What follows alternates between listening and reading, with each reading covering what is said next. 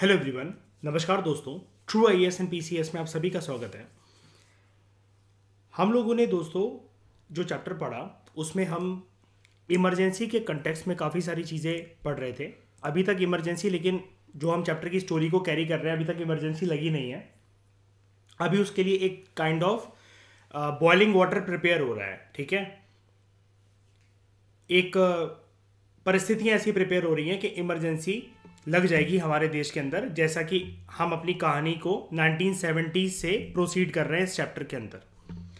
अब देखो, हमने इस चैप्टर के अंदर बड़े सारे एस्पेक्ट देखे कि कांग्रेस अब उतनी दमदार नहीं रही, कांग्रेस की सत्ता खोने भी लगी, आंदोलन होने लगे, स्टूडेंट्स वगैरह प्रोटेस्ट कर रहे हैं, और एक लीडर भी हमें देखने को मिले, जयप्रकाश नारायण, जिनको जेपी कहा जाता था। रेलवे स्ट्राइक हुई, उसके बाद कई लोग देश की लोकतंत्र व्यवस्था के खिलाफ हथियार भी उठाने को मान गए, जैसे नक्सलबारी के अंदर नक्सलाइट मूवमेंट हुई।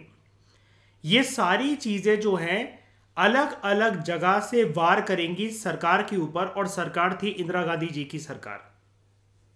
तो जब चीजें उनके हाथों से निकल जाएंगी तो वो क्या स्टेप लेती है इसको हम देखेंगे। लेकिन अब यहां पर एक अहम मुद्दा जो निकल कर आया, जिसके बारे में लक्ष्मीकांत पॉलिटी, या जब जब भी आपके जीवन में polity as a subject introduce होता है और आप उसको कंप्लीट करते हो, तो आप हमेशा एक टसल के बारे में जरूर सुनते होगे। भले ही आपने टसल ना सुन रखी हो, लेकिन आपने केस के बारे में जरूर सुन रखा होगा, केशवानंदा भारती केस। केशवानंदा भारती केस हमारे पॉलिटिकल स्ट्रक्चर पर लाइमलाइट की तरह इस वजह से आता है क्योंकि इसने हमारे मौलिक अधिकारों की लिस्ट में से सातवां मौलिक अधिकार, सातवां fundamental right, right to property को हटाने के लिए एक बेस बनाया था। हालांकि इंदिरा गांधी जी की सरकार के टाइम पर यह वाला मुद्दा आया था 1973 में, लेकिन ये फाइनली जाकर 44th अमेंडमेंट एक्ट ऑफ 1978 से, जब जेपी की सरकार चल रही, जनता पार्टी की जब सरकार चल रही थी, मैं जयप्रकाश नारायण नहीं कह रहा क्योंकि उन्होंने तो कभी एक्टिव पॉलिटिक्स में पार्ट लिया ही नहीं, लेकिन जब जनता पार्टी की सरकार जब चल रही थी उस टाइम से फिर इसको निकाल दिया गया 44th अमेंडमेंट एक्ट ऑफ 1978 लाकर। कई लोगों के मन में कंफ्यूजन रहती है कि क्या ये 42nd अमेंडमेंट एक्ट से हटाया गया। नहीं, 42nd अमेंडमेंट एक्ट जो था वो इंदिरा गांधी जी की सरकार लेकर आई थी, और 44th अमेंडमेंट एक्ट जो है वो जनता पार्टी लेकर आई थी। डोंट वरी, हम इस चैप्टर के अंदर, अभी चैप्टर बाकी है, काफी कुछ पढ़ेंगे।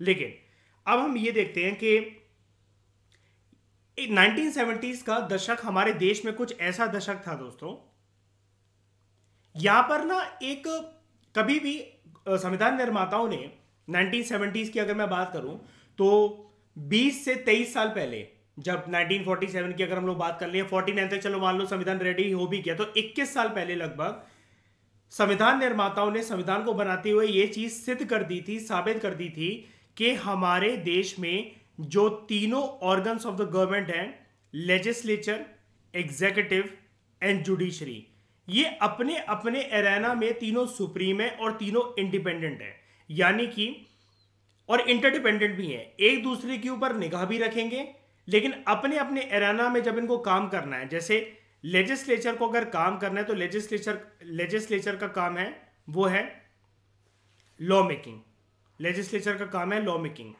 जुडिशरी का काम है ये देखना कि कोई भी लॉ जो है वो संविधान की लक्ष्मण रेखा को ना लांघे, और बेसिकली जुडिशरी का काम ये भी है टू पनिश द ऑफेंडर्स। ठीक है, और एग्जीक्यूटिव का काम है जो लॉ पार्लियामेंट के द्वारा बनाए गए हैं, लेजिस्लेचर के द्वारा बनाए गए हैं, यहां से फूड बनकर आएगा और यहां पर जाकर पैकेज होगा और खाने वाले को दिया जाएगा, यानी कि एग्जीक्यूटिव का काम होता है उन लॉज को इंप्लीमेंट करना। संविधान निर्माताओं ने संविधान में टेक्स्ट में प्रॉपर तरीके से डिटेल्ड वर्जन में ये चीज लिखती थी कि इन तीनों को अपने अपने दायरे के अंदर काम करना है, एक दूसरे के दायरे के अंदर जाकर हस्तक्षेप जो है, इंटरफेरेंस जो है वो नहीं करेंगे। ठीक है, लेकिन फिर भी 1970s में हमें एक टसल देखने को मिलती है लेजिस्लेचर और एग्जीक्यूटिव के बीच में। ठीक है, लॉ मेकिंग अथॉरिटी और जुडिशरी के बीच में एक हमें टसल देखने को मिलती है। यहां पर टसल इस बात को लेकर स्टार्ट हो गई कि हु इज सुप्रीम, इनमें से सुप्रीम जो है वो कौन है। अब ये तो डिबेट उठती ही नहीं थी सुप्रीम कौन है, लेकिन क्लास में जैसे क्या होता है कि मान लो कि कोई भी एक पर्सन है वो टीचर का चहेता बनना चाहता है और दूसरा पर्सन भी बनना चाहता है, तो भले ही वो आके आमने सामने मुंह जुबानी लड़ाई ना लड़े कि टीचर का मैं प्यारा हूं, टीचर का मैं प्यारा हूं, लेकिन फिर भी उनके बीच में एक ईगो क्लैश ऐसा चलेगा कि टीचर की नजरों में अपने आप को सुप्रीम साबित करने के लिए दोनों स्टूडेंट्स कुछ ना कुछ हरकतें करेंगे। यहां पर भी कुछ ऐसी एक चीज होती है, और ये हमारे डेमोक्रेटिक स्ट्रक्चर के ऊपर एक बहुत बड़ा ब्लॉट था 1970s में, कि जनता देख रही थी, मीडिया देख रही थी, लोग देख रहे थे ये चल क्या रहा है, मतलब ये किस बात को दोनों एक दूसरे को साबित करने में लगे हुए हैं। पार्लियामेंट कोई भी कानून बनाता था, सुप्रीम कोर्ट उन कानूनों को नल एंड वॉइड डिक्लेयर कर देता था। अब जब सुप्रीम कोर्ट उनको नल एंड वॉइड डिक्लेयर कर देता था, तो उसी कानून को एक नए फॉर्मेट में, एक नए फ्रेश फ्लेवर के साथ पेश कर देता था दोबारा पार्लियामेंट। अब ये टसल चलती जाती थी। तो बेसिकली इस लड़ाई को नाम दिया गया उस टाइम पर कि ये लड़ाई एक्चुअली लेजिस्लेचर और जुडिशरी के बीच में ना होकर ना इंदिरा गांधी और जुडिशरी के बीच में है, कि प्रधानमंत्री, और प्रधानमंत्री की पोस्ट नहीं, प्रधानमंत्री इंदिरा गांधी या फिर सुप्रीम कोर्ट, इनमें से सुप्रीम कौन बनेगा। अब देखते हैं इस लड़ाई को एक बारी। तो यहां पर कन्फ्लिक्ट विद द जुडिशरी का एक एरा देखने को मिलता है हमें 1970s में। ये एक ऐसा टाइम पीरियड था जो गवर्नमेंट और जो रूलिंग पार्टी थी, ऑब्वियस ही बात है कौन सी रूलिंग पार्टी, इंदिरा गांधी जी की कांग्रेस का नाम क्या था इस टाइम पर, कांग्रेस आर की फुल फॉर्म रेक्यूजेशनिस्ट, ठीक है। यहां पर हमें 1970s के दशक में बड़े सारे डिफरेंसेस देखने को मिले इंदिरा गांधी जी की सरकार और उनकी पार्टी के बीच में। किसके साथ, मतलब इंदिरा गांधी जी की सरकार और ruling party versus judiciary, supreme court basically. यहां पर डायरेक्ट सुप्रीम कोर्ट को चैलेंज करा गया इनके द्वारा अथॉरिटी के, इनकी अपनी अथॉरिटी को साबित करने के लिए, ठीक है। अब ये चीज़ वो आपसे कह रहे हैं कि हमने लास्ट ईयर पढ़ी थी, डोंट वरी, मतलब ये चीज़ वैसे ना 11th क्लास के अंदर जो पॉलिटिकल साइंस की एनसीईआरटी है वहाँ पर ये चीज़ गिवन है, हमें उससे मतलब नहीं है, मैं आपको पूरा का पूरा ये चीज़ क्लियर कर दूंगा। यहाँ पर 3 कॉन्स्टिट्यूशनल इश्यूज जो है वो इमर्ज हुए।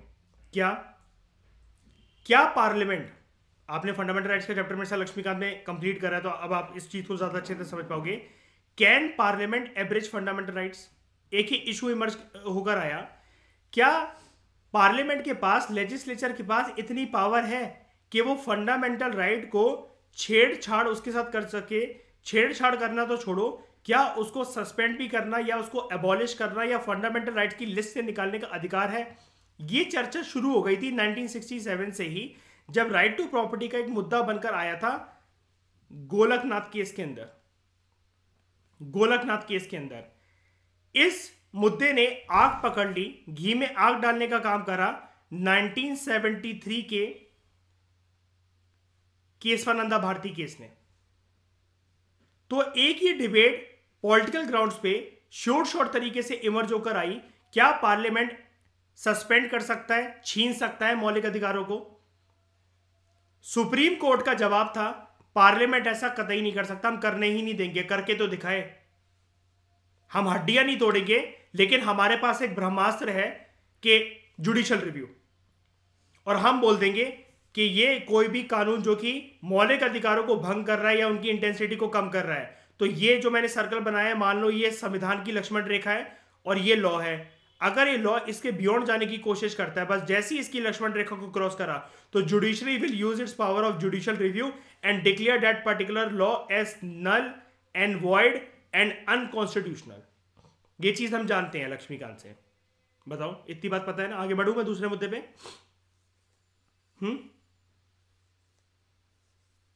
ठीक है। सेकेंडली, दूसरा एस्पेक्ट, दूसरा मुद्दा क्या इमर्ज होकर आया 1970s में? Can parliament curtail the right to property by making an amendment? 7 fundamental rights की लिस्ट में से मान लिया, चलो आपकी आर्गुमेंट्स बहुत अच्छी हैं, सरकार से कह रहे हैं हम ये कि मान लिया सरकार जी आपकी जो आर्गुमेंट्स है वो बहुत अच्छी हैं कि प्रॉपर्टी जो है वो मौलिक अधिकार नहीं होना चाहिए, इससे तो जो अमीर लोग हैं वो बहुत सारी प्रॉपर्टी खरीद लेंगे। पता चला हिंदुस्तान की जो जनता है 100 करोड़ की, वो एक स्टेट में रह रही है और गिने चुने 4-5 अरबपति व्यक्तियों ने पूरा का पूरा हिंदुस्तान खरीद रखा है। और फिर सरकार को अगर कभी कभार किसी की प्रॉपर्टी लेनी है, कंपनसेशन सरकार देने को तैयार है, बहुत बल्क अमाउंट में देने को तैयार है, लेकिन फिर हमारे देश में कभी infrastructure development projects like highways, railways, roadways ये तो कभी आ ही नहीं पाएंगे, क्योंकि अगर ऐसी कोई जमीन बेचेगा नहीं। तो अगर हाईवे हमें एक इंपॉर्टेंट जगह से निकालना है तो हम किसी के खेत से घुमाकर थोड़ी ना हाईवे निकालेंगे। तो ये देखा गया कि देखो, जब संविधान निर्माताओं ने राइट टू प्रॉपर्टी को फंडामेंटल राइट्स की लिस्ट में डाला गया था तब परिस्थिति अलग थी, लेकिन आज देश डेवलपमेंट मांगता है। आज देश ये मांगता है कि concentration of wealth and income and material resources and property किसी गिने चुने व्यक्तियों के हाथ में ना रहे। तो ये राइट टू प्रॉपर्टी को फंडामेंटल राइट्स की लिस्ट से निकालना चाहिए हमें।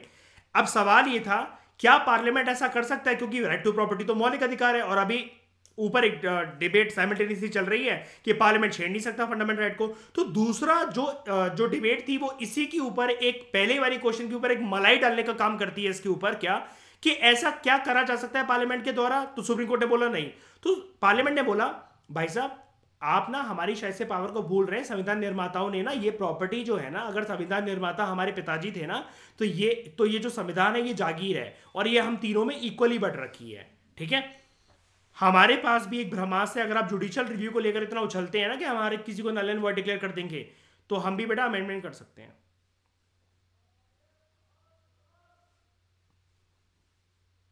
तब कर सकते हैं क्या? लेकिन फिर से सुप्रीम कोर्ट ये कहता है, सुप्रीम कोर्ट फिर से ये कहता है parliament can not amend the constitution किसी भी तरीके से, किसी भी तौर तरीके से, साम दाम दंड भेद कुछ भी करके, अगर किसी भी एस्पेक्ट के अंदर अगर जनता के राइट्स जो है वो कर्टेल होते हैं, तो पार्लियामेंट के पास ये अधिकार नहीं है। फिर चाहे अमेंडमेंट का नाम दे लो उसको, चाहे ऑर्डिनरी लॉ का नाम दे लो, चाहे एग्जीक्यूटिव एक्शन का नाम क्या कहते हैं, रूप दे दो इस चीज को। मौलिक अधिकारों को किसी भी एस्पेक्ट के अंदर छेड़ना, तुम कुछ भी नाम दे दो, साम दाम दंड भेद करके नहीं छेड़ा जा सकता। तीसरा important issue, third aspect, parliament जो है वो कॉन्स्टिट्यूशन को अमेंड करता हुआ है, काफी बार अमेंडमेंट हो चुकी है। यहां तक आते आते केशवानंदा भारती केस तक आते आते, जैसे अगर हम लोग बात करें तो 42nd अमेंडमेंट एक्ट तक तो कॉन्स्टिट्यूशन के अंदर आ ही चुका है सब कुछ।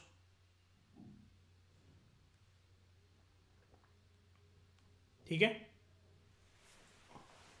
Parliament amended the constitution saying that it can abridge fundamental rights for giving effect to DPSPs. Parliament ने कॉन्स्टिट्यूशन को कई बार यह अमेंड कर दिया ये बोलते हुए कि अगर हमें डीपीएसपीस को इंप्लीमेंट करना है ना, तो हम डीपीएसपीस को की इंपॉर्टेंस को ज्यादा रखते हुए फंडामेंटल राइट्स को एब्रिज कर सकते हैं। आज ये वाली बात समझ में आ रही है सुगंधा अभी है इससे? ये जो थर्ड क्वेश्चन है, पार्लियामेंट अमेंड कर सकता है कॉन्स्टिट्यूशन को ये कहते हुए कि it can abridge fundamental rights. किस पर्पज से भाई? क्यों? हम अगर डीपीएसपीस को इफेक्ट देना चाहते हैं तो देखो, पहले एस्पेक्ट के अंदर क्या पार्लियामेंट फंडामेंटल राइट को क्या अमेंडमेंट कर सकता है? पहला क्वेश्चन, क्या अमेंडमेंट कर सकता है फंडामेंटल राइट को छेड़ने के लिए? छीन सकता है क्या? ये दोनों क्वेश्चंस इनवैलिड करार हो जाते हैं। लेकिन थर्ड एस्पेक्ट के अंदर पार्लियामेंट ने तो ऐसा करा। कैसे करा? हमने देखा भी था, पार्लियामेंट आर्टिकल 31C लेकर आया था। कौन से अमेंडमेंट एक्ट से आया था 31C? 25th अमेंडमेंट एक्ट से आया था। इसमें यह बोला गया था कि अगर आर्टिकल 31C जो है, इसमें यह बोला गया कि अगर कोई भी लॉ अगर ऐसा आता है मिसबा जो कि डीपीएसपी के सोशलिस्ट प्रिंसिपल्स को अगर इंप्लीमेंट करे अंडर आर्टिकल मिसबा क्या, article 39B and article 39C, और भले ही वो अगर मौलिक अधिकारों को छेड़ के चला जाए अंडर आर्टिकल 14 एंड आर्टिकल 19, तो क्या इसका जुडिशियल रिव्यू हो सकता है? नहीं हो सकता। ऐसा किसका बोलना था? मतलब बाद में क्या हुआ क्या नहीं हुआ वो छोड़ो, लेकिन ऐसा शुरू में किसका बोलना था 31C का ब्रह्मास्त्र चलाकर? पार्लियामेंट का, गवर्नमेंट का। हाँ, एक ही बात है। और बेसिकली अगर हम एक चेहरे की बात करते हैं इस बात तो इंदिरा गांधी कह सकते हैं, है ना? लेकिन एक बात याद रखना आप सभी, never ever use the name of politicians in your paper. बिल्कुल नहीं। गांधी का नाम छोड़ के, मतलब 1947 से आजादी की लड़ाई को छोड़कर जो भी नेशनल लीडर्स हैं आप उनके नाम यूज कर सकते हो, लेकिन उसके बाद जो जितने पॉलिटिशियंस हैं never ever use use their name in your answer. इससे आपकी आइडियोलॉजी ओरिएंटेशन पता, मतलब हो सकता है उनको आभास हो जाए कि आप एक पॉलिटिकल पार्टी या किसी लीडर की तरफ आइडियोलॉजिकली ओरिएंटेड है। ऐसी हिंट हमें कतई नहीं देनी है, because as a civil servant we are and we should be politically neutral. ठीक है, ये हमारी एक एथिकल वैल्यू भी है।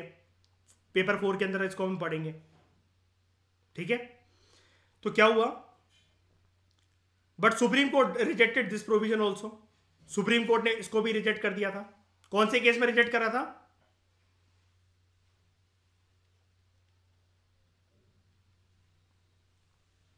मिनर्वा मिल्स केस के अंदर। मिनर्वा मिल्स केस के अंदर कब आया था मिनर्वा मिल्स केस? 1980। देखो अब सुगंधा, अब क्लियर हो रहा है सारी चीजें? बताओ, कनेक्टेड है सारे के सारी सब्जेक्ट्स के नहीं, है ना?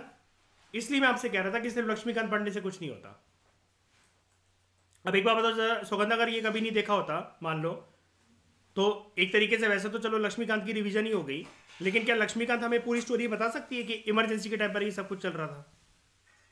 इंदिरा गांधी का नाम कहीं पर भी वहां पर है? कोई स्ट्रक्चर है वहां पर? क्या था, क्यों चल रहा था, क्या क्या चल रहा था, किसको अपनी सुप्रीमेसी स्टैब्लिश करनी थी, देश में मुद्दा था ही क्यों? लक्ष्मीकांत कभी इस बारे में बात करेगा क्या? इसलिए मैं आप लोगों की पोस्ट इंडिपेंडेंस की प्रिपरेशन पहले ही करवा रहा हूं, फिल्म से पहले। जब कहानी याद होगी ना, जैसा कि मैं बार बार, हजार बार, करोड़ बार एक ही बात बोलता हूं कि अर्जुन और श्री कृष्ण से के कैरेक्टर को देखते हुए आप महाभारत की कहानी नहीं बना सकते, लेकिन पूरी महाभारत पढ़ने के बाद आप ये बता सकते हो कि श्री कृष्ण और अर्जुन कौन थे। But supreme court rejected this provision also. This led to a crisis as far as the relations between the government and the judiciary are concern. अब यहां पर टसल स्टार्ट हो गई। क्यों? पार्लियामेंट को क्या लगा अर्पित, यहां पर हम जो भी डिसीजन ला रहे हैं सुप्रीम कोर्ट जानबूझ के पोक कर रहा है, हमारी पावर में इंटरफेरेंस कर रहा है। बताओ, जैसे आज भी मैं अगर आपको इस टॉपिक से हटकर एक बात बताऊं ना, जैसे मतलब कनेक्टेड ही है वैसे तो, लेकिन थोड़ा सा अगर डेविएट हो, अगर हम पब्लिक इंटरेस्ट लिटिगेशन, जो कि बाद में सुप्रीम कोर्ट ने या कोर्ट्स ने अपने हाथ में एक टूल ले लिया कि कोई बात नहीं, हम ओवरबर्डन होने के लिए तैयार हैं। आप अगर सरकार तक ये प्रस्ताव या बातें कुछ कुछ रखोगे ना, तो सरकार, हम जानते हैं, लेजी है, आप हमारे हाथ में ये सब चीजें दो। अब पीआईएल से क्या है कि कोई भी जो है मास अपील अगर कोई करता है, सिंगल पर्सन भी अगर मास इंटरेस्ट में, समझो, या तो जनता एक साथ जा रही है एक कॉमन अपील फाइल करने, पीआईएल फाइल करने, या एक पर्सन गया है कि ये तकलीफ है सर जी हमारे एरिया के अंदर, जिससे और भी लोग प्रभावित हो रहे हैं, मैं उनके बिहाफ पर आया हूं आपके पास। पीआईएल एक ऐसी ब्रह्मास्त्र है। तो सुप्रीम कोर्ट या हाई कोर्ट जाने के बाद ये लोग क्या करते हैं, ये ना फटाफट चुटकी बजाने लायक, मतलब सरकार को इंस्ट्रक्शन दे देते कि ऐसा काम हो जाना चाहिए, वो हो जाना चाहिए। तो सरकार ब्लेम ये लगाती है अर्पित, ये बोलती है कि भाई साहब आप जितनी जल्दी हमें ऑर्डर कर देते हो ना, आप बंद कमरों में बैठे हुए, जजेस के चेंबर में बैठे हुए, आप नहीं समझ सकते कि रियल परिस्थितियां ग्राउंड में क्या होती हैं। इंप्लीमेंटेशन ऐसे ही नहीं हो जाती हवा में, बहुत सारे एस्पेक्ट को देखना पड़ता है। फिर उसके जो नेगेटिव रिपरकशंस निकलेंगे, अगर उससे दंगे या राइट्स हो गए, फिर क्या करोगे? तब भी आप हमें ही बोलोगे।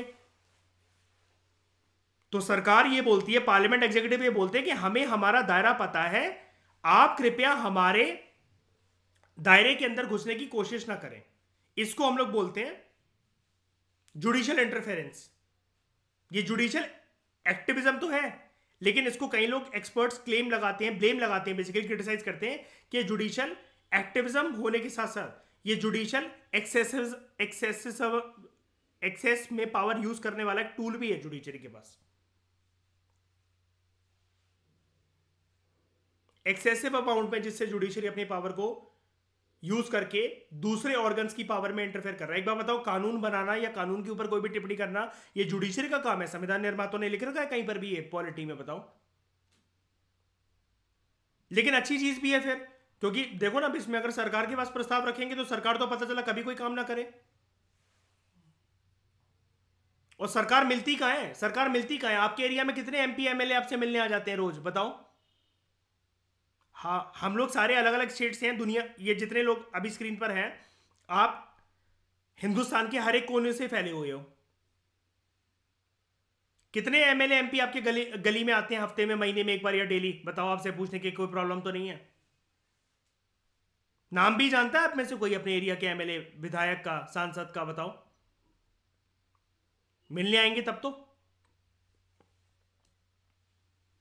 तो in this case court gave a decision that there are some basic features of the constitution और पार्लियामेंट इसको अमेंड नहीं कर सकता। अब सौगंधा वाली लाइन क्लियर हो गई यहां पर, लक्ष्मीकांत वाली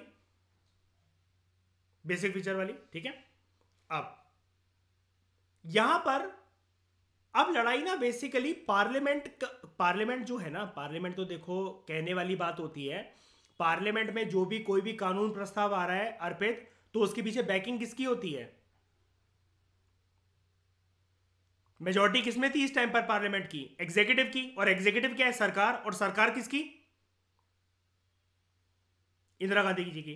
तो क्या मैं ऐसा बोल सकता हूं, अगर मैं वर्ड को रिप्लेस कर दूं सौगंधा, मैं पार्लियामेंट का नाम यहां से हटाकर क्या मैं ये बोल सकता हूं ये लड़ाई एक्चुअल जो निकल कर आई जब पता लगा वो एग्जीक्यूटिव और जुडिशरी के बीच में चल रही थी? मतलब जो एग्जीक्यूटिव क्या होता है अर्पित? सरकार। आपको आप सबको ये चीज पता है ना अर्पित, अगर मैं ये डायग्राम बनाऊं कि अगर ये पार्लियामेंट है तो हमेशा एग्जीक्यूटिव इसका एक छोटा सा अंग ही होगा।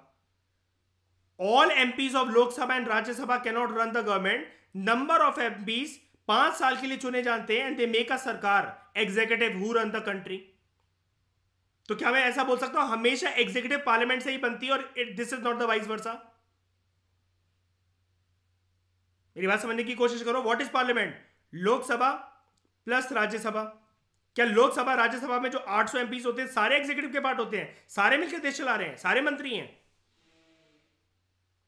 नंबर ऑफ एमपीज जिनको जनता चुनती है और जो मेजॉरिटी सिद्ध कर देते हैं अपनी लोकसभा के अंदर, they get power to rule the country for 5 years। और वो उनकी डेफिनेशन बन जाती है एग्जीक्यूटिव। तो क्या मैं बोल सकता हूं, ध्यान से सुनना, इंपॉर्टेंट एस्पेक्ट है, कई लोग इतना बेसिक नहीं जानते हैं, क्योंकि डोंट वरी, कोई बात नहीं, मैं भी नहीं जानता था।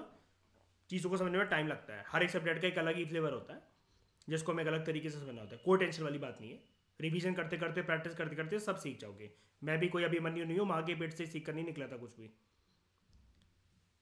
पार्लियामेंट जो है, पार्लियामेंट में से एग्जीक्यूटिव निकलता है, एग्जीक्यूटिव में से कभी पार्लियामेंट नहीं निकल सकता।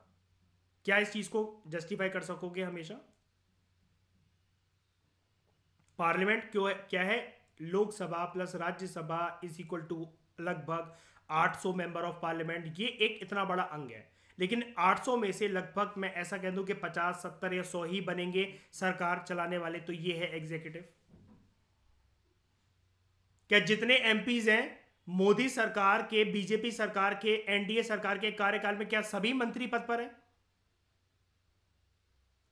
राहुल गांधी जी का भी कोई योगदान है हमारे देश को चलाने में? कुछ कोई भी रोल है, कोई भी पोर्टफोलियो उनके पास, home minister, finance minister, defence minister, कुछ है वो? लेकिन वो तो पार्लियामेंट के पार्ट है कि नहीं है? एमपी है कि नहीं है? वो मेंबर ऑफ पार्लियामेंट है कि नहीं? ये चीज है। ओके, तो ये चीज याद रखना, कोई कंफ्यूजन वाली बात नहीं है। आप में से हो सकता है कई लोग शर्म के मारे पूछो ना इस चीज को। पार्लियामेंट एक बड़ा चीज है, हमेशा पार्लियामेंट में से ही एग्जीक्यूटिव बनता है, लेकिन एग्जीक्यूटिव में से कभी पार्लियामेंट नहीं बन सकता। तो ये लड़ाई सिद्ध हो गई, साबित हो गई।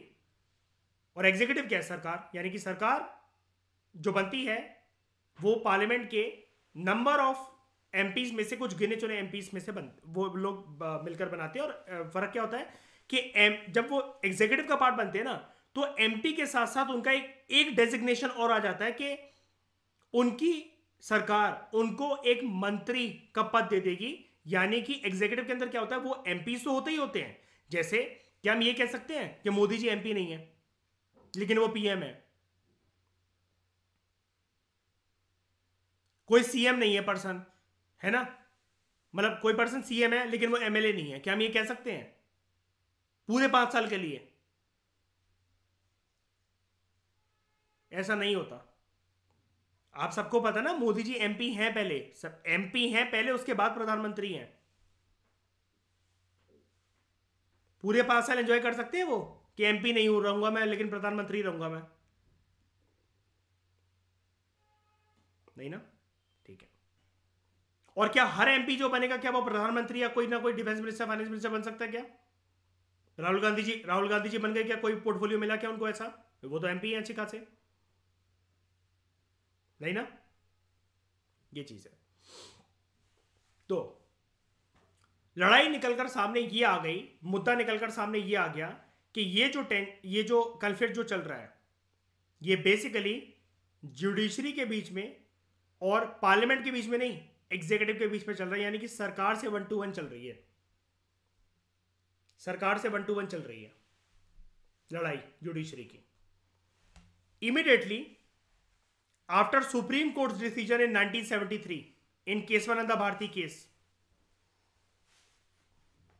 दूसरा एक कॉन्फ्लिक्ट क्या आएगा, ये वाली बात आपको नहीं देखने को मिलेगी किसी भी पॉलिटी की नॉर्मल किताब के अंदर, बिकॉज ये टॉपिक ही पोस्ट इंडिपेंडेंस का है। पोस्ट इंडिपेंडेंस का अगर आप मटेरियल में इंस्टीट्यूट्स वगैरह का उठाओगे तो वहां पर आपको ये मुद्दा समझ में नहीं आएगा।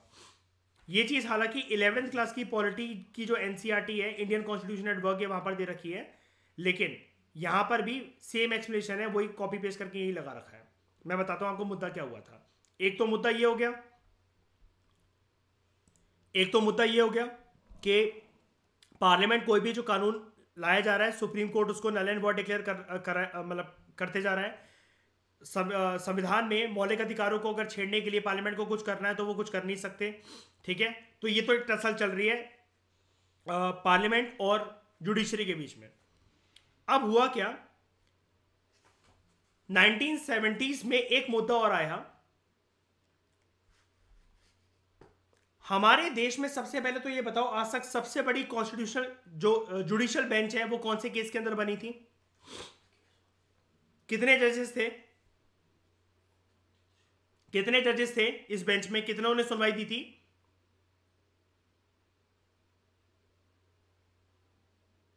13 जजेस। अब क्या हुआ, एक वैकेंसी आती है for the post of chief justice of India. हमारे देश में, याद रखना ये वाली बात, आपको आ सकता है प्रीलिम्स के अंदर क्वेश्चन, बहुत बार आ चुका है अलग अलग स्टेट पीएससी वगैरह में। हमारे देश में दोस्तों कोई रूल नहीं है, संविधान के अंदर कोई गिवन नहीं है, ऐसा कोई एक्ट नहीं है, ऐसी कोई मजबूरी नहीं है। किस बारे में बात कर रहा हूं मैं, कि सीनियर एक कन्वेंशन फॉलो करी जाती है, एक रूल फॉलो करा जाता है बस। कन्वेंशन क्या चीज होती है? जब भी आप पॉलिटी में, लक्ष्मीकांत में, पोस्ट इंडिपेंडेंस में जब भी वर्ड सुनो कन्वेंशन सौगंधा क्या होता है कि बड़े टाइम से जो चला आ रहा था तो उसको चलने दिया, छेड़ा नहीं गया उसको। जैसे मतलब मान लो हर एक ट्यूसडे को, मान लो आपके घर पे सौगंधा, मान लो दुर्गा माँ की पूजा होती है, तो दादी के टाइम से सारे घर की महिलाएं जो है वो मंगलवार को साड़ी पहन लेती है, तो ये कन्वेंशन है। लेकिन किसी दिन अगर किसी ने कोई नहीं पहनी तो इसका मतलब ये नहीं है कि काली माता के सामने उसको गर्दन काट के चढ़ा देंगे। कन्वेंशन समझ गए ना, एक परंपरा है जो एक चला आ रहा है बस, मतलब काइंड ऑफ, समझ गए? हमारे देश में जुडिशरी को लेकर एक कन्वेंशन चली आ रही थी क्या, कि हमेशा सुप्रीम कोर्ट का जो सीनियर मोस्ट जज होगा ना, वही चीफ जस्टिस के तौर पर अपॉइंट होगा। ये वाली बात आप सुनते भी होगे, आपने शायद से थोड़ी बहुत अगर पढ़ी है पॉलिटी वगैरह तो जानते भी होगे। ये एक कन्वेंशन था, एक प्रैक्टिस थी, चली आ रही थी। लेकिन प्रैक्टिस और कन्वेंशन कभी भी मजबूरी नहीं बन सकते अर्पित, है ना? कोई लॉ नहीं है कि अगर ऐसा नहीं करा तो मतलब कोई फांसी हो जाएगी, या जिस भी पर्सन ने या जिस भी सरकार ने ऐसा करा तो सरकार को रिजाइन देना पड़ेगा, ऐसा कुछ नहीं है, राइट? तो क्या आप लॉ और कन्वेंशन के बीच में फर्क सीखे? इसमें से मस्ट चीज क्या है, मजबूरी किसका नाम है, लॉ के कन्वेंशन का? लॉ। तो एक प्रैक्टिस चली आ रही थी इसमें कि सीनियर मोस्ट जज जो होगा ना सुप्रीम कोर्ट का, उसको हम अपॉइंट करेंगे as chief justice of India. अब यहां पर एक फेज आएगा, जो कि टर्म यहां पर गिवन नहीं है,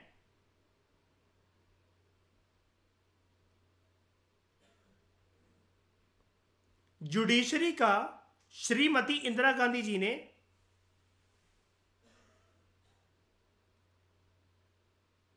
एक्सेस कर दिया। अब ये एक्सेस क्या होता है पॉलिटिकल टर्म्स में?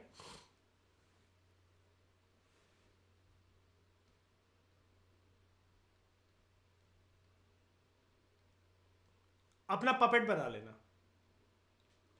अब सवाल ये उठता है कि आप कहोगे सर ये जुडिशियल मामले में एक्सेसेस कैसे कमिट करे श्रीमती इंदिरा गांधी जी ने, और इन्होंने ब्यूरोक्रेसी में भी करे थे। अगर इंदिरा गांधी जी नहीं होती ना, तो आज आईएएस आईपीएस की लॉबी बहुत पावरफुल होती, डायरेक्ट प्रधानमंत्री से भिड़ सकते थे आज के आईएएस आईपीएस। लेकिन उस टाइम पर जो पावर जो कमजोर हुई, और जो आईएएस उतनी पावरफुल अब क्या कहते हैं सर्विस नहीं रही जितनी पहले हुआ करती थी, ये इंदिरा गांधी जी की वजह से, क्योंकि उसका भी एक्सेस करा गया था इनके द्वारा। और यहाँ पर ये टर्म शायद से गिवन है, यस, एक टर्म यूज करी जाती है कि जो इनके इशारों पर नाचेगा, जो इनकी बात सुनेगा, तो उसको बोला जाता है जुडिशरी इज कमिटेड टू, इसको मतलब इसको बोला जाता है committed judiciary and committed bureaucracy. तो आप एक्सेसेस कह लो या फिर दूसरा वर्ड जो होता है दैट इज कमिटेड। कमिटेड का अगेन मतलब है, और एक्सेसेस का मतलब एक और चीज होती है,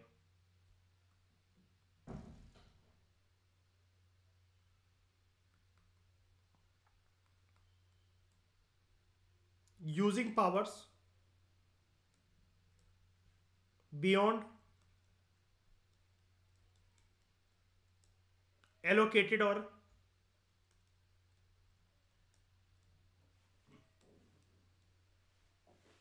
डेजिग्नेटेड पावर्स। जितनी आपको दे भी नहीं रखी है, जितने आपका अधिकार भी नहीं है, उससे ज्यादा बढ़ चढ़कर पावर को यूज करना। ओके, बात करते हैं आगे क्या हुआ यहां पर। ये लेकिन अब जाने वाली प्रक्रिया हमारे लिए ये है, यार ये चीज कैसे पॉसिबल हो पाई इंदिरा गांधी जी की वजह से कि यार जुडिशरी को कमिटेड कर दिया, ये चीज कैसे पॉसिबल हो पाई। तो हुआ क्या, जब ये वैकेंसी आई ना सीनियर मोस्ट जज की सुप्रीम कोर्ट में एज चीफ जस्टिस, इनको क्या लगा सुप्रीम कोर्ट में सारे जजेस में से सबसे पावरफुल कौन होता है। वैसे तो अपने अपने एराना में सब लोग पावरफुल है, लेकिन फिर भी सबसे ऊंचा डेजिग्नेशन किसका, chief justice of India, CGI का, है ना। अब इनको ये लगा जो सीनियर मोस्ट जज जो अगले तीन है ना, यानी कि मतलब मान लो ए पर्सन है, अभी हम नाम देख लेंगे, बी पर्सन है, सी पर्सन है, ये तीनों सीनियर मोस्ट जजेस हैं। मतलब पहले मुझे इसको नियुक्त करना पड़ेगा, फिर इसको करना पड़ेगा, फिर इसको करना पड़ेगा। अब इंदिरा गांधी जी ने सोचा नहीं भी करूंगी तो कोई क्या कर लेगा बे, और ये तीनों उनको पता था कि ये मेरे विरोधी हैं। अगर हम कोई भी कानून लेकर आएंगे हमारी सरकार, इन्होंने नल एंड वॉइड डिक्लेयर कर देना है, ये मेरे खिलाफ बगावत करते हैं। लेकिन ये जो डी है ये लॉयल है, ये हालांकि इन तीनों से छोटा है लेकिन ये लॉयल है। बनना था सीनियर वाइज, सीनियोरिटी वाइज ए को, फिर बी को, फिर सी को, लेकिन इंदिरा गांधी जी ने एकदम से उठाकर डी को बना दिया सीजीआई। और इसको कहते हैं जब भी सीनियरिटी का प्रिंसिपल फॉलो ना होकर, जब भी, और आपको पता है ना ये सीजीआई वगैरह जजेस को नियुक्ति कौन करता है, अपॉइंट कौन करता है। हाँ, लेकिन नहीं, सरकार का रोल होता है कि नहीं होता उसको लिस्ट को देने में, कि नहीं होता, है ना। तो अब हुआ क्या, जब डी पर्सन को उठाकर बना दिया गया, और ये डी पर्सन कौन था, गवर्नमेंट ने बिल्कुल भी सीनियरिटी के प्रिंसिपल को फॉलो नहीं करा, इस प्रिंसिपल को सेट असाइड कर दिया, द प्रिंसिपल ऑफ सीनियरिटी, 3 जजेस का, और उन्होंने अपॉइंट करा जस्टिस ए एन रे को as chief justice of India. और ये जो डी थे यही है वो justice A N Ray, justice A N Ray, इनको उठाकर बना दिया गया चीफ जस्टिस ऑफ इंडिया। अब जब सीजीआई इनको बनाया तो इसको कहते हैं, इसको हम लोग कहते हैं कि इनको अपॉइंट करा गया ना, बाकी 3 को छोड़ दिया गया। तो जब ये पर्सन यहां पर 3 थे, 1 2 3, इनसे कूद कर किसी और को बना दिया गया जिसका नंबर अभी था भी नहीं आसपास, सीजीआई। इसको कहते हैं, ये ध्यान से सुन लेना ये टर्म,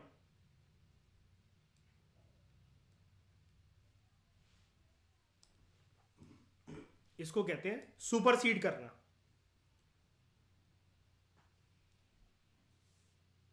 इन्होंने सीजीआई की पोस्ट को सुपरसीड कर दिया। सुपरसीड मतलब इनके सर के ऊपर से निकालकर, ऑर्डर फॉलो होना था पहले ए का, फिर बी का, फिर सी का, डी का तो दूर दूर तक बात ही नहीं हो रही थी अभी तो इतने सालों तक, लेकिन डी को उठाकर बना दिया गया और इन तीनों को पीछे कर दिया गया। अपॉइंटमेंट एक बड़ा पॉलिटिकली कंट्रोवर्शियल इशू बन गया, बिकॉज ऑल द 3 जजेस जिनको सुपरसीड करा गया, they had given rulings against the stand of the government. तो ये माना गया कि ये कुछ अपने खिलाफ सुन ही नहीं सकती हैं, अपनी सरकार के खिलाफ कुछ सुन ही नहीं सकती हैं। अच्छा, सुपरसीड की स्पेलिंग ना, सॉरी मेरे से गलती हो गई, ठीक है, SEDE है, ठीक है, सुपरसीड। 10 कॉन्स्टिट्यूशनल इंटरप्रिटेशन और जो पॉलिटिकल आइडियोलॉजीज थी, इस टाइम पर बड़ा खिचड़ी चल रही थी, सब कुछ मिक्स हो रहा था. पीपल चोज to the prime minister, people जो लोग क्लोज थे, जो प्राइम मिनिस्टर से, they started talking of the need for the judiciary और ब्यूरोक्रेसी.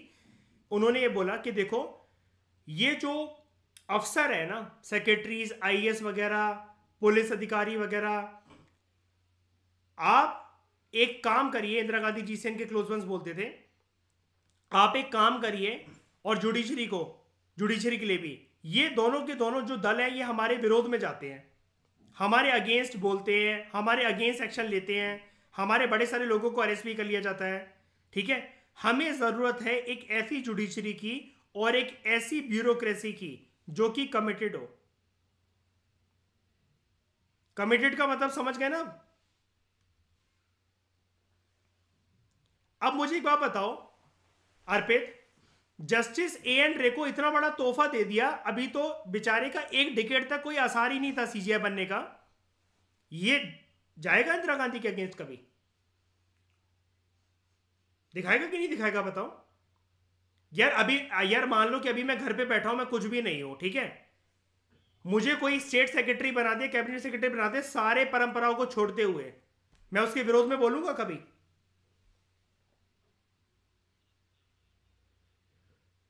हाँ, मतलब वही वाली बात, जैसे मर्जी बनाओ, लेकिन मुद्दा तो छुप ही नहीं सकता था ना देश के सामने वाला. तो छोटी मोटी पोस्ट तो है नहीं है, कोई चपरासी को थोड़ी ना चुना गया कि मतलब मुद्दा दब कर रह जाएगा. सीजीआई, ठीक है.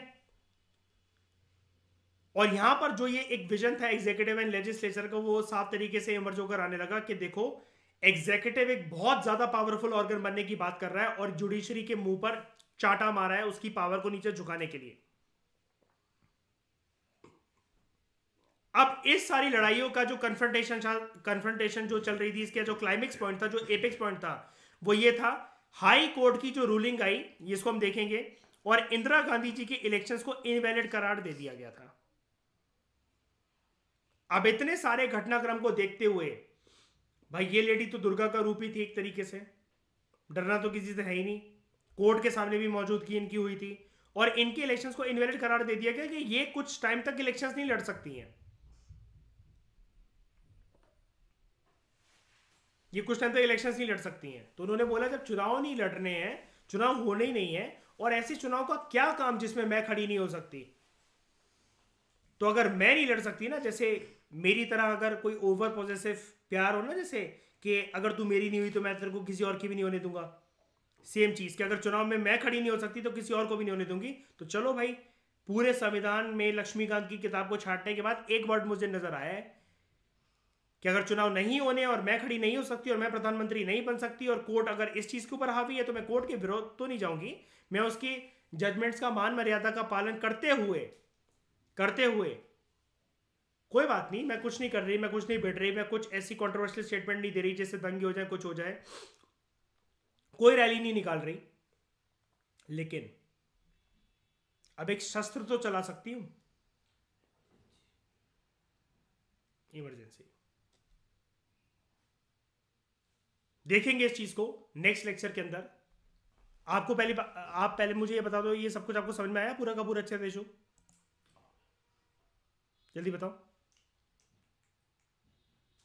ठीक है, तो इस डिस्कशन में दोस्तों फिलहाल लेते हैं. Thank you very much for discussion.